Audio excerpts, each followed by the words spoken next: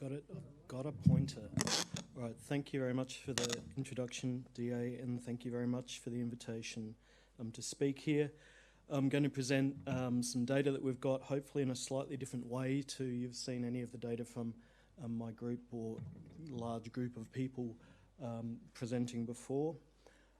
So first of all, I guess I should say that I'm showing my age in that I actually started to look for career opportunities back in the 1990s when I was still in Switzerland about what I should work on, and I decided I should look at germline predisposition to cancer, particularly hematological cancers. The question then was, does it exist beyond syndromic? Basically, we established a systematic collection of patients and families when we could in 2004 while I was still in Melbourne. And over this time, we recruited a number of important families, and I'll go through some of the local families. We started RUNX1, familial platelet screening disorder mutation screening in 2009 in Adelaide, shortly followed by GATA2. As somatic screening has spread with next generation sequencing, you can't separate the germline from the soma normally. And so basically, DA said I'm on top of stuff. I'm not. I'm way behind. If you did a PubMed back here, there was 0.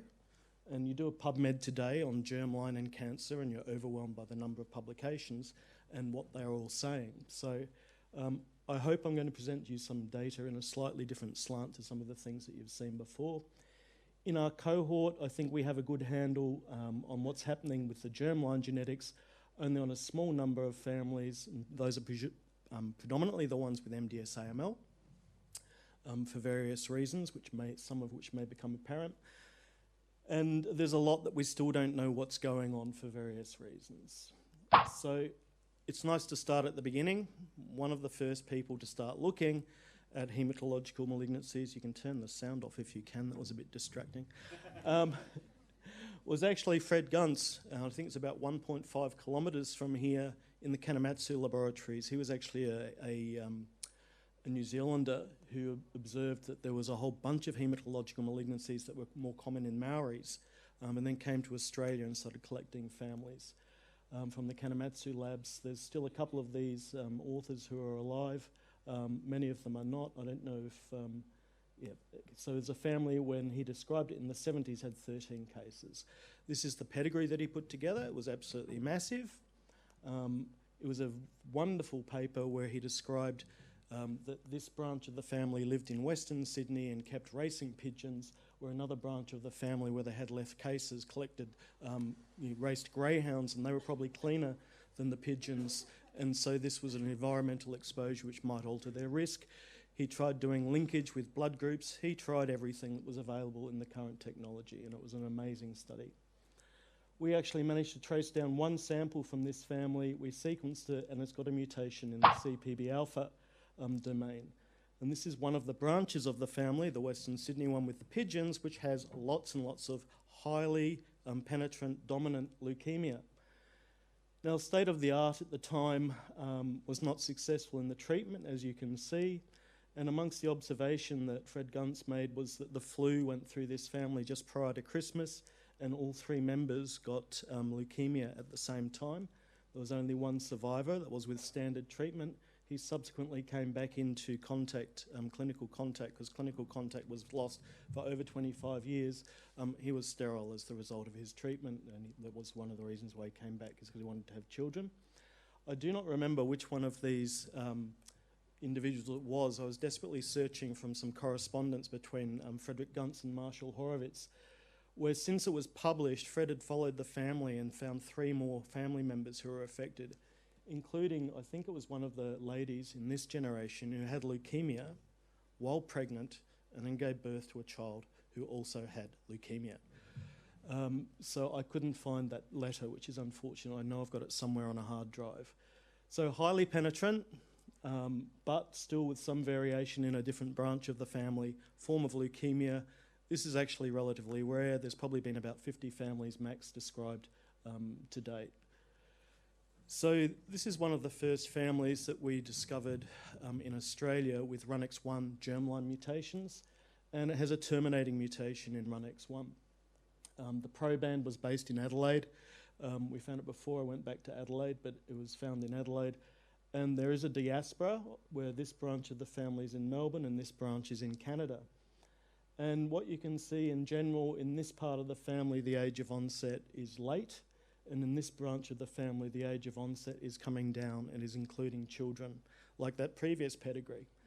And over this side of the family, and well, actually, in this whole part of the family, on the right-hand side of the pedigree for those online, we remarked and presented at conferences, and we didn't actually publish this pedigree till 2018.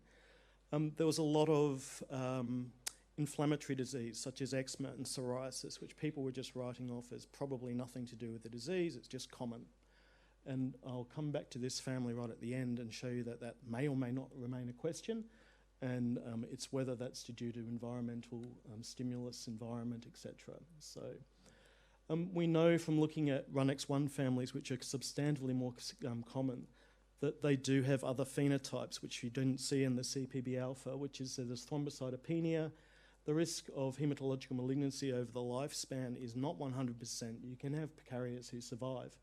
But the average age of onset of the hematological malignancies is 33 years old. Some cases have lymphoid malignancy, not just myeloid. It can be T-cell ALL, B-cell ALL, or Hodgkin's lymphoma.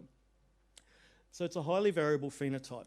And in fact, what I'm going to show you is that we've got lots of pedigrees and indeed individual cases who have highly individual and different phenotypes. So what do you do in terms of treatment if you come back to population recommendations, bone marrow transplantation, and when to intervene depending on a person's risk? So this is another Adelaide family, and this is the one that we actually discovered germline mutations in GATA2 predisposed the family to MDS and AML. And what you'll see is that a large number of those cases turned out to be paediatric. And they also had extremely poor outcome, except for this one individual here who, because of his family history, was transplanted terribly aggressively, but you have to remember that transplants come with their own risk, and transplant, when you wait for the leukemia to development, often have a worse outcome as well. But paradoxically, there are a couple of individuals in this family who carry this mutation, which in general is highly penetrant via a young age. These gentlemen are now well into their 60s, and they're well. They don't even have any form of cytopenia. So, we do have these families like this which cause us considerable conundrums. We went on and described this along with a number of other pedigrees, and my point on this is our ascertainment was for MDS and AML. That's what we were looking for, families with that. Ourselves and another group actually then observed that when you had a different mutation or different mutations, being frame shift rather than missense, you end up with a lymphatic phenotype called lymphedema, as well as the predisposition to MDS and AML. And then there was another couple of groups who ascertained on immune defects. Perhaps not surprisingly, if you've got a predisposition to leukemia, which is causing an imbalance in your hematopoietic system, you can have immune defects, and that's what showed in that family. And then lastly, probably much more relevant to this, if you go and look in cases, in the vast majority of cohorts throughout the world for leukemia are not familial, you have sporadic cases. And in a paediatric cohort, they actually had 72% of a subgroup of paediatric MDS, which is rare as hen's teeth, who had GATA2 mutations, okay? So we've got a massive clinical bias, and we'll come to a bit to how this affects what we look at and how we look at it in a bit later.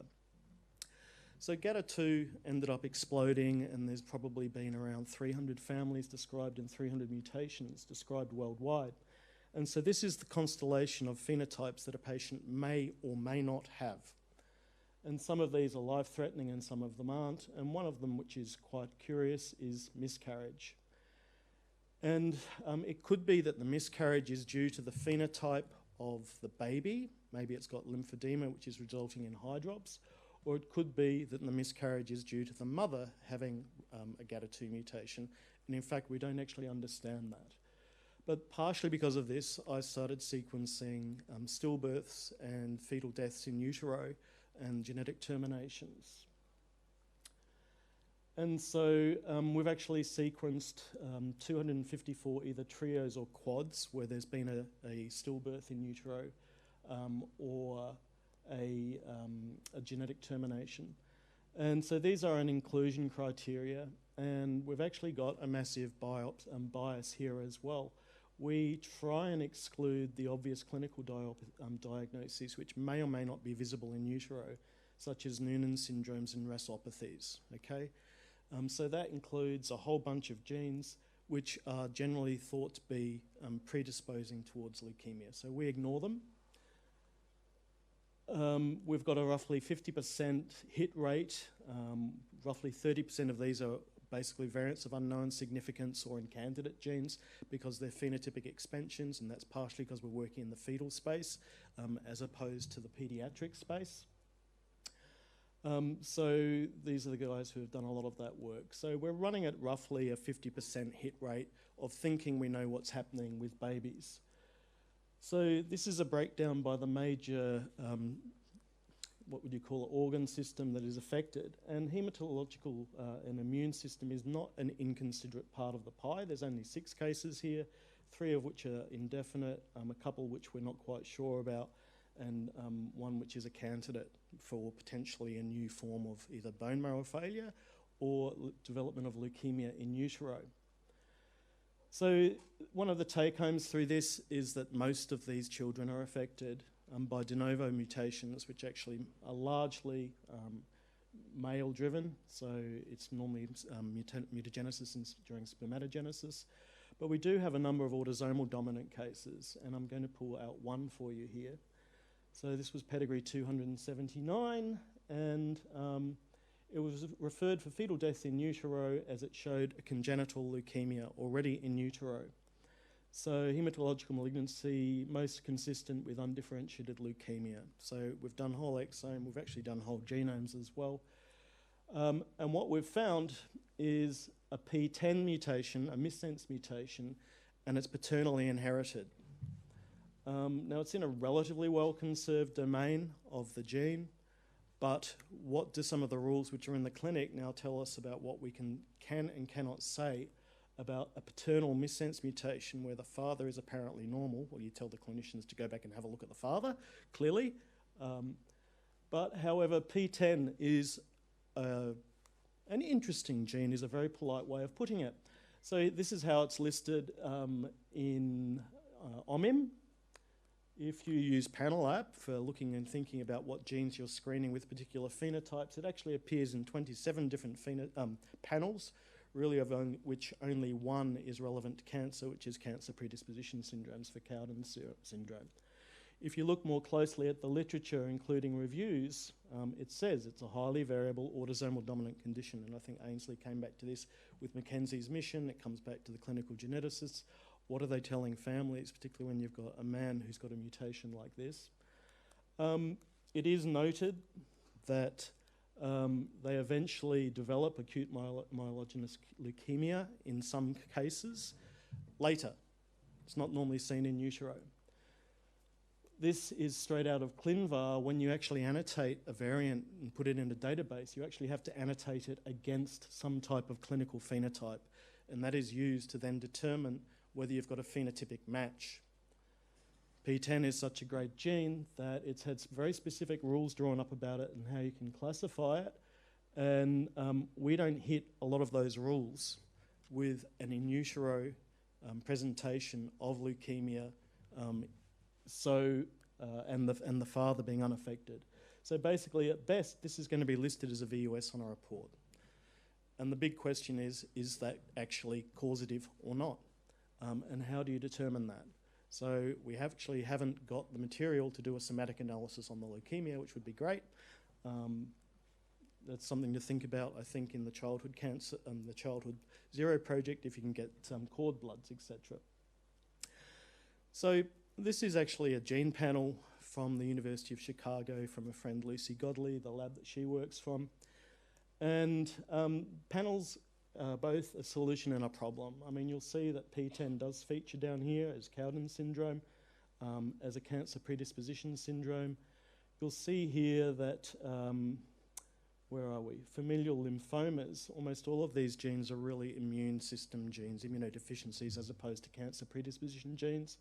Cancer predisposition genes get a general, well, they may cause leukemia in childhood, but they won't actually fit your rules for classifying things as likely path or pathogenic, or most of them won't.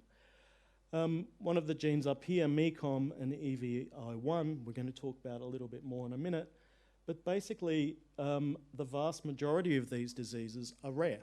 So yes, you do see mutations in them. Very specialised clinics will see more mutations in them. Specialised cohorts will see patients with them with a massive ascertainment bias. So this is one of the other hematological cases which came through the clinic for the autopsies, for the genomic autopsies. This is the proband. So it was in uterine growth restriction and stillbirth. It had high drops, small skeletal defects as well. The mother was actually noted as having some pancytopenia and anemia from an early age. And this is a history of birth. She's had 3 miscarriages and 1 stillbirth, okay? So we've gone through and done an exome sequencing of her, and we've found a potential splice site mutation, which again may or may not be classified as likely pathogenic or VUS, depending on follow-up studies. So you do the follow-up studies and you look at the genotype to phenotype. So this is a known disease gene. You have very specific missense mutations in a zinc finger, which cause a very specific skeletal defect, radioulnar synostosis. Any mutation in the gene normally cause a profound omega-karyocytic thrombocytopenia. But this presentation here has not been described, again, so an in utero presentation. But the mother also has a presentation which is actually somewhat atypical as well, right? So she doesn't have, she has aplastic anemia, she's got thrombocytopenia, she's got short stature, which is atypical and hadn't been described. So what's happening? All of our follow-up still informs phonofringe, gene matcher, functional work, animals if you need to. So obviously potentially a splicing mutation. We've heard some talks about RNA work. I'll tell you that for a number of the genes which are important in the hematopoietic system, blood sucks, peripheral blood sucks. There's its expression level at 0. You do not get something when you do RNA-seq off blood. Fetal tissues are hard to come by. So we did RT-PCR off blood, anyway, and nanopore sequencing, where we basically use what I call the bung it on a machine test, where you do the RT-PCR and you let the nanopore detect if there's any product or not. We're not interested in whether we can see it on a gel. You heard about trying to find alleles which let you detect which RNAs come off which alleles. So we've actually gone quite a big RT-PCR amplicon to a heterozygous SNP in the mother, because it was the mother's blood that we were assaying to see if we could see any defects. So this is the Tsushima plot. So this is separated out by the allele of the nanopore sequencing of the RT-PCR product. So this one, is the mutant allele, and you'll see that there's massive skipping, but there is still normal transcript being produced from that allele. And this is the wild type allele. And so this is actually evidence that you've got normal transcript. It can't be a complete loss of function. It's not a missense. It's probably undergoing nonsense-mediated decay. So we've actually got 32% of the transcripts from that allele only as being mutant. But that mutant transcript is subjected to nonsense-mediated decay. So we think that's it. We think it's a real mutation, but we think it's a hypermorph, which is not the type of mutations which have been described before, and we think that probably explains the phenotypic difference. So with the phonofriend and also what was coming through the diagnostic lab, this is a rather extraordinary family which turned up in Adelaide, where this was the proband, and on their family history, their father had died of leukemia, but at a late age. They had a sibling who died of aplastic anemia at 8 years of age, a stillbirth, and a brother who had thrombocytopenia, as well as this person having thrombocytopenia. This lady had also had still 2 births. If you actually go back and look intensively at the literature on MECOM, reading in details, you'll see that there is a lot of stillbirth actually recorded in the families who have these mutations, and some of them actually have recordings of what's been seen on the marrow pathology in utero.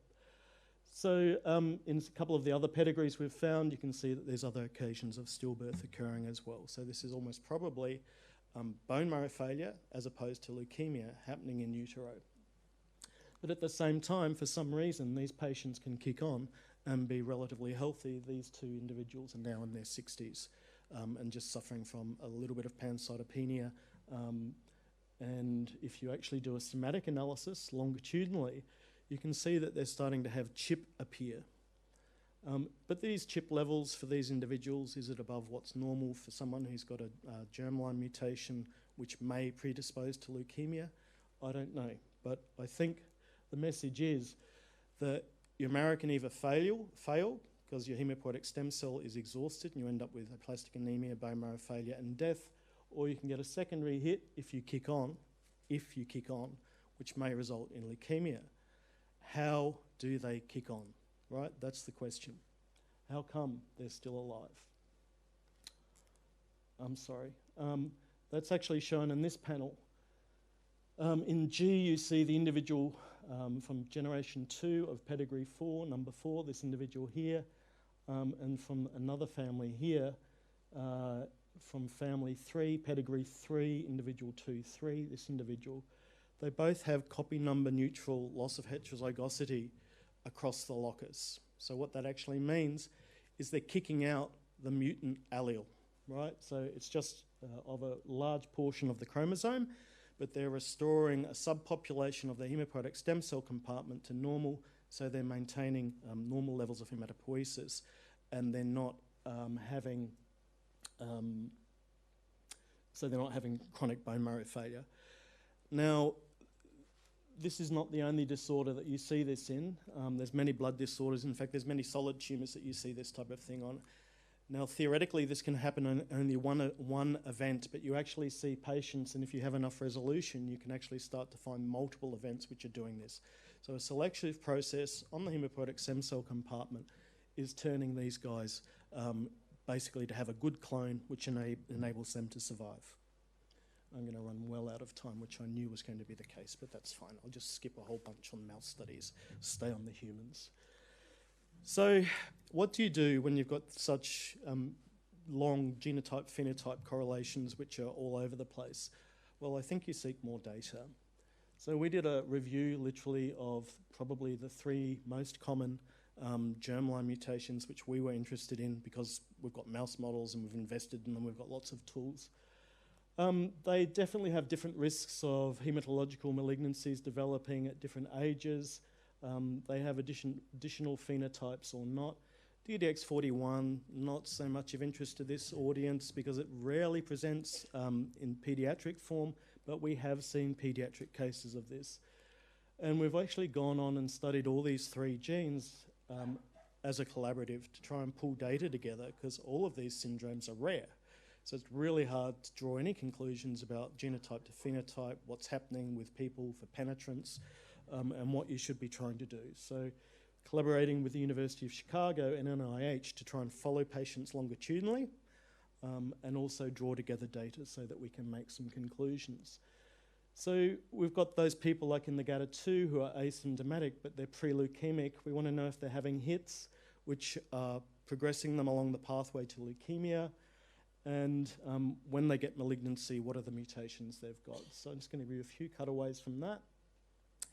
I think most people will have heard of age-related clonal hematopoiesis. We do get an accumulation of mutations in a subset of driver genes as we grow older in the hematopoietic stem cell compartment. So plotted on here is 67 RUNX1 patients, 8 GATA2. This is a reflection of commonality in how many patients we had in our cohorts, 33 DDX patients.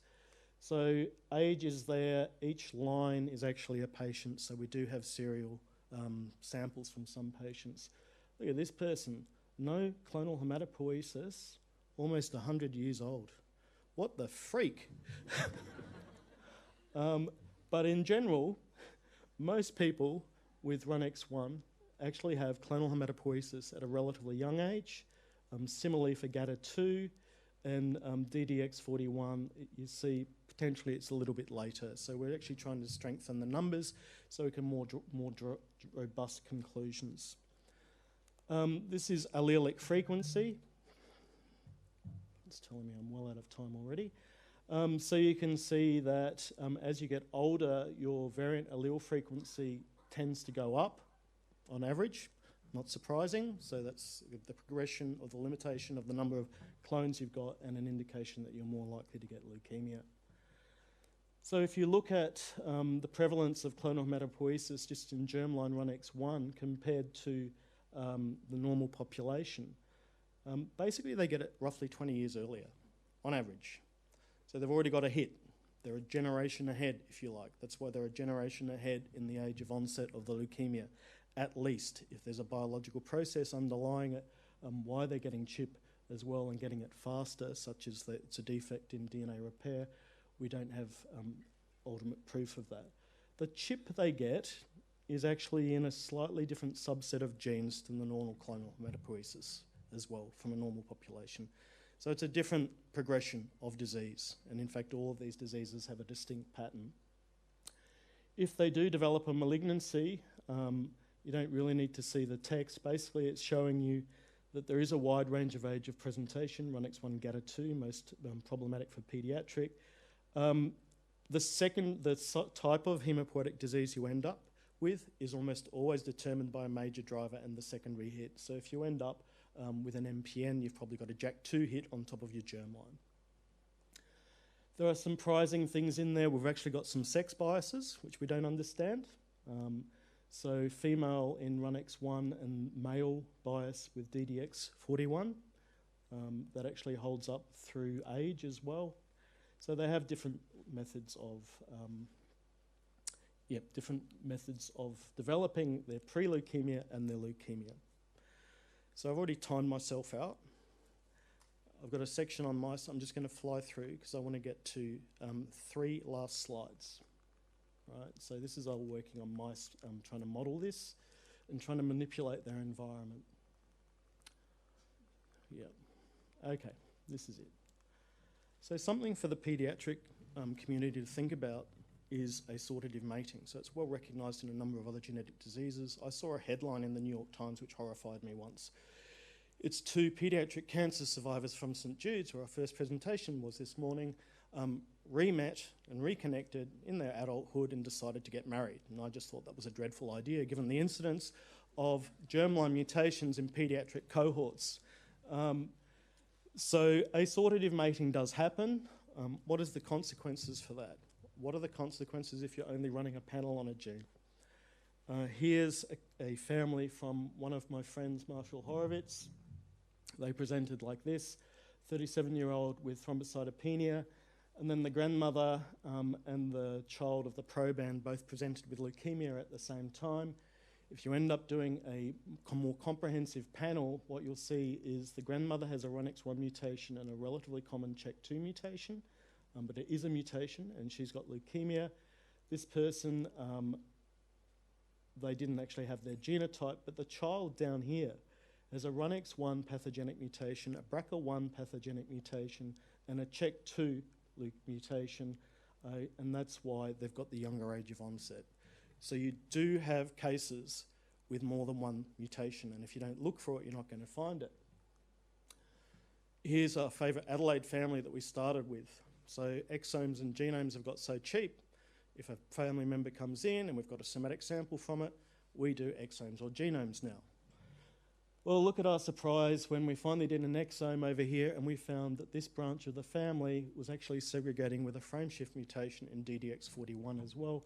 This is the side of the family which a lot of our hypotheses about inflammation being involved in the disease and the progression of the disease actually come from, and DDX41 is a well-known molecule which is involved in the inflammation pathway.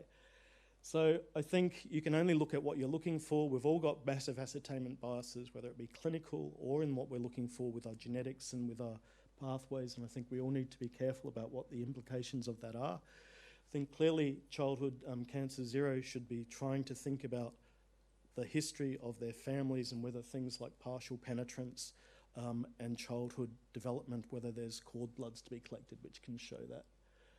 I'm going to leave it there. There's lots of people to thank, but I'm just going to leave it there. Thank you.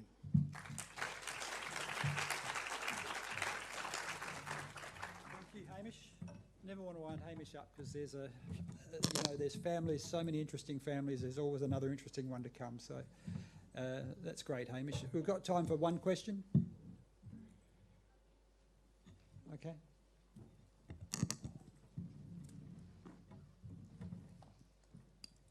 Thanks, Hamish. That was a wonderful talk. In your stillbirth study, where you had a proportion of them being de novo variants, did you look at the effect of paternal age at all?